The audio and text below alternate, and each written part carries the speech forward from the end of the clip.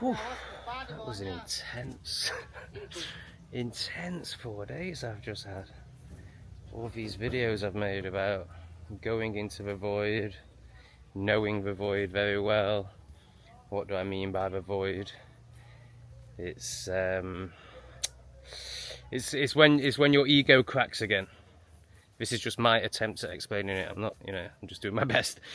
When the ego cracks again and you're ready to let go of another story of self, another story of belief, another story about how this world works, and maybe another coping mechanism, for me, smoking, ziganja. I'll get into that shortly. It's when a version of you've created to survive, to get through this world, this experience, is no longer serving you. But it's also all you know. So you would never let go of it without this process. And I think many people call it ego death because it feels like death. I mean, honestly, I've made videos where I talk about the void, the letting go, the surrender, the allowing awareness in, the removing of a bit more of our deluded, conditioned, retarded selves.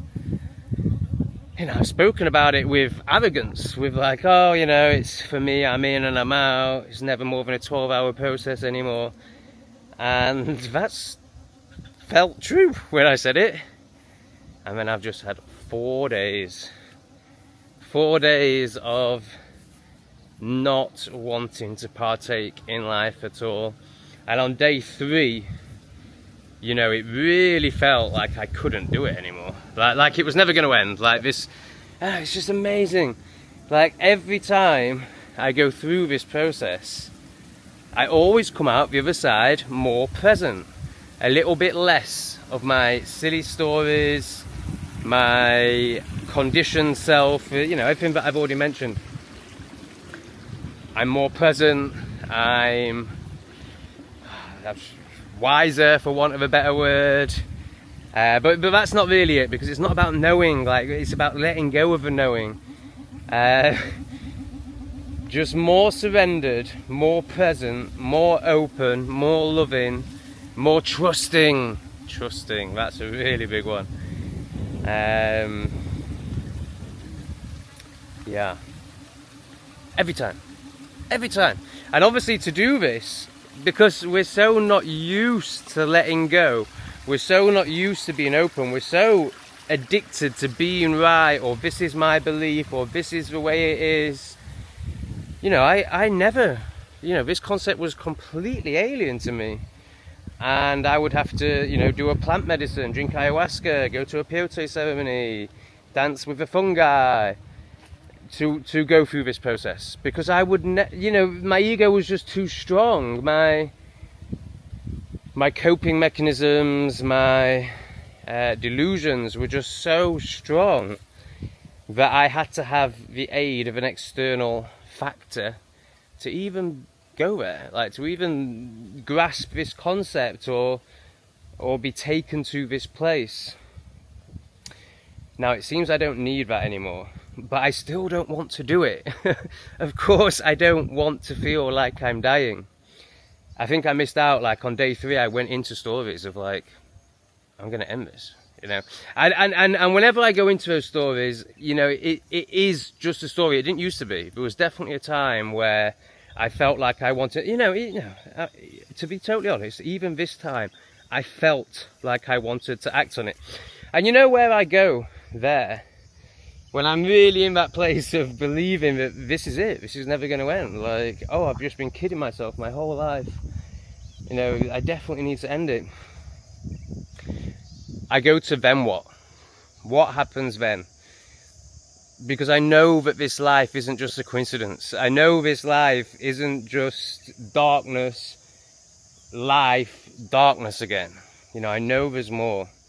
And I don't know what happens when we pass. And it scares me.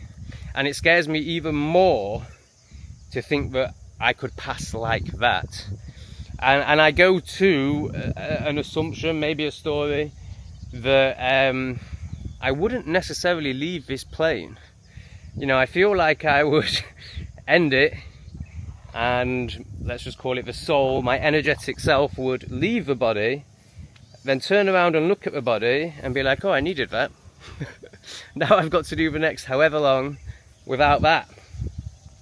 And then do you become what many refer to as a demon, an energy vampire, because the only way to experience, you know, imagine if your energetic body still had to stay on this plane, but could no longer experience anything. You know, the joy of eating food, the feeling of my feet now as I walk on this path. You know, I couldn't experience any of that. So the only way you can experience anything would be to latch on to another body, another being. It'd be very hard to resist that, wouldn't it? It'd be very hard to just be like, oh no, I'm just going to float around here and not feel anything. Maybe that's a bit of a tangent, maybe that was the point, I don't know. What was the point? Yeah, the point is maybe, there is no point, it's just words. But maybe you'll find a point within these words that's relevant to you. You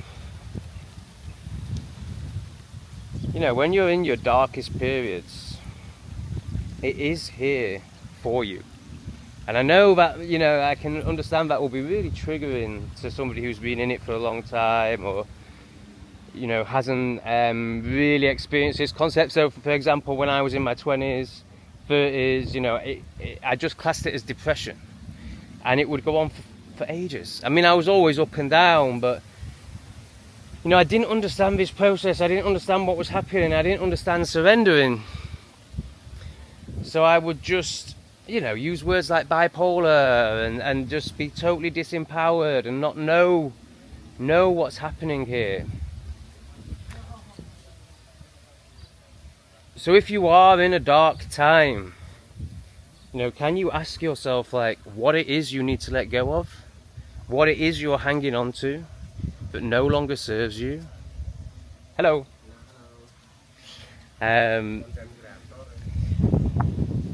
Rather than, why is this happening to me? Or, you know, this is just, something's just eaten my foot. Or something spiky's gone into my foot. Oh well, it's all part of the embodiments. Interesting.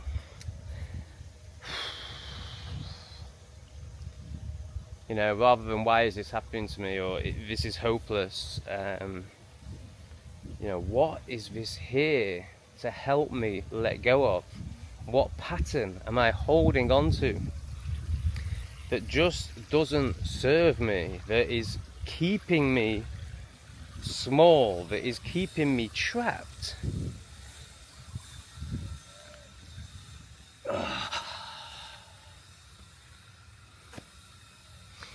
And it's so hard when you're in it, like so hard when you're in it to do this. But if you can bring a trust to it, you know, just either knowing that this is what's happening, depending on where you're, on how much you've experienced it, or just like the possibility of what I'm saying is what this is.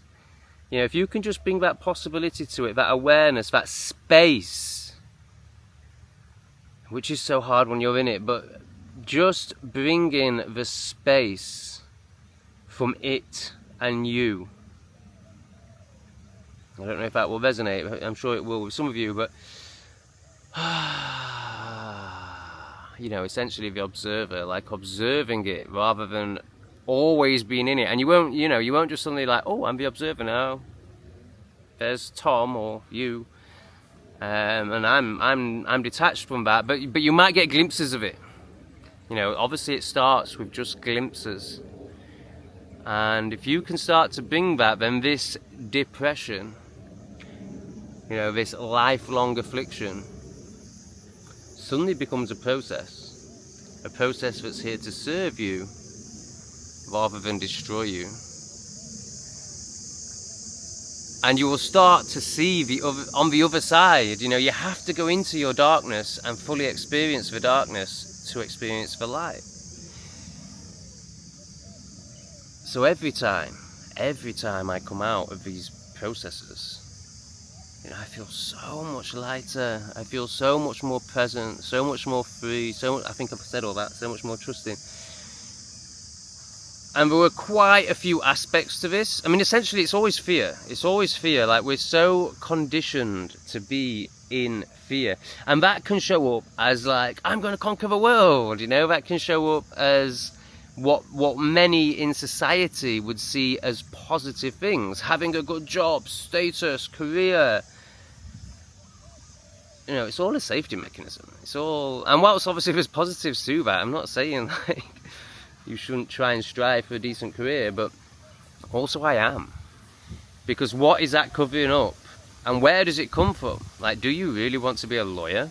Do you really want to be a doctor? Or are you obsessed with how your parents see you, how your neighbours see you? Are you fearful of how they would see you if you didn't have this status? You know, and that can be applied to anything. So yeah, I've seen many fears in myself that I was hanging on to. The big story that I've let go of is, so I'm leaving Bali soon, and I'm going to a forest. So I've been a pothead for 25 years, and then I've not smoked for 8 weeks, mainly because I'm in Indonesia and it's just not worth the risk. But all, you know, that's the external reason. But really, I was ready to let it go. I was really ready to let it go.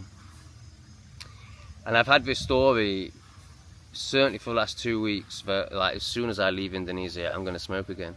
But knowing that it doesn't serve me, knowing that I don't need it anymore, knowing that all it does is actually make me feel worse. But it's such a strong pattern, it's such a strong story.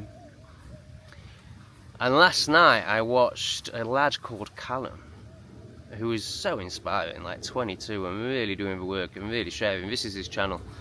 Really recommend it if you just appreciate people being authentic, honest and raw.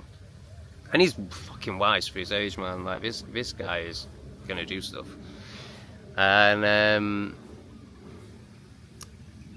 yeah, hearing him talk about his journey with the green herb. And he said, it wasn't really anything he said, it was more how motivated he is now. And whilst I've just had 4 days where I haven't gone to the gym, you know, I have to, I'll probably do a separate video on the 8 weeks of not smoking and how it's been a bit disappointing. But I have to acknowledge, you know, I have eaten better, I have been more disciplined, and I have gone to the gym, except for the last 4 days.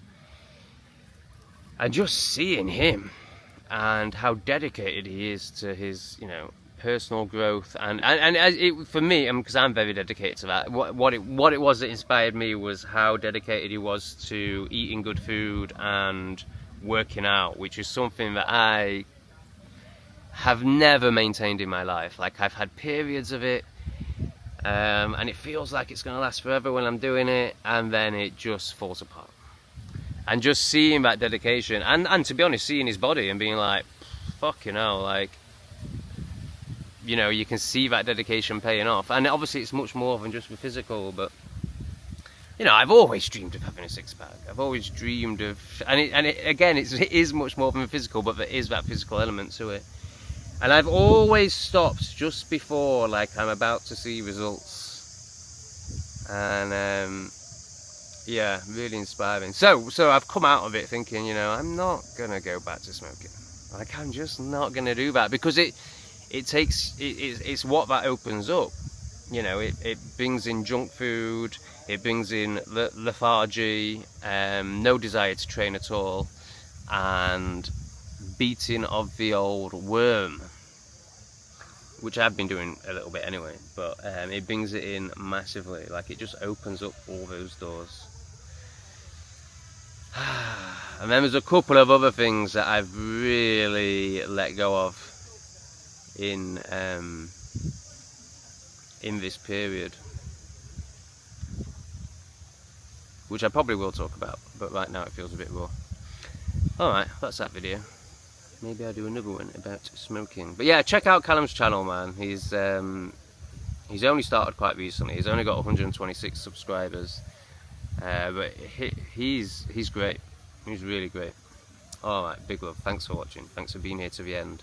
Thanks for all the amazing comments I'm getting. Like, it really helps motivate, really helps me see the purpose. Yeah, it helps me to keep going. Thank you.